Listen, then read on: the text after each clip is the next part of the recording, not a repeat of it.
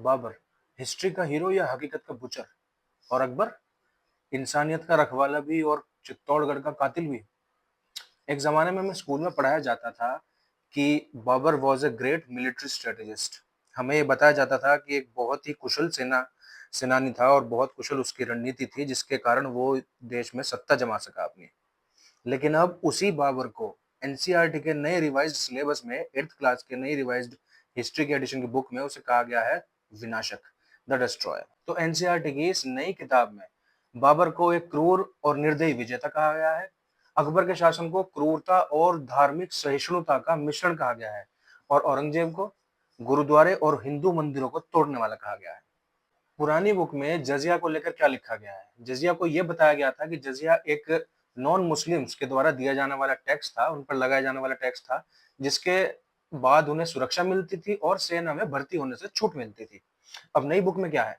नई बुक में यह बताया गया है कि ये सिर्फ एक टैक्स नहीं था बल्कि एक पब्लिक ह्यूमिलेशन, एक बेइज्जती का जरिया भी था लोगों की बेइज्जती करने का, जिसका यूज करके उन्हें फोर्सफुली इस्लाम में कन्वर्ट किया जाता था। पुरानी बुक में हम सब ने अकबर को अकबर महान पढ़ा है, वो डिस्क्राइब करती थी अकबर को अकबर द ग्रेट।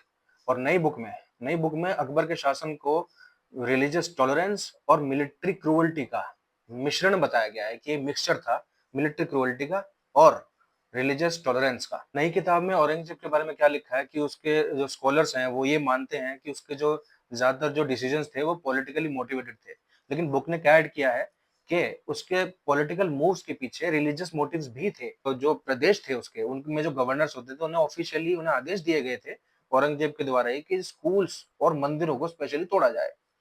और यही हुआ जब सोमनाथ मंदिर और बनारस और मथुरा के मंदिरों को तोड़ा गया। ये उसके फरमानों में ही मेंशन्ड है। बुक ने एक अकबर की लड़ाई का एक किस्सा भी बताया है कि जब अकबर ने चित्तौड़गढ़ पे हमला किया था और वहां के 30,000 निर्दोष लोगों को मौत के घाट उतार दिया था, उस टाइम मैं आपको वर्ड टू वर्ड पढ़ के बताता हूँ अकबर ने क्या संदेश दिया था उस टाइम।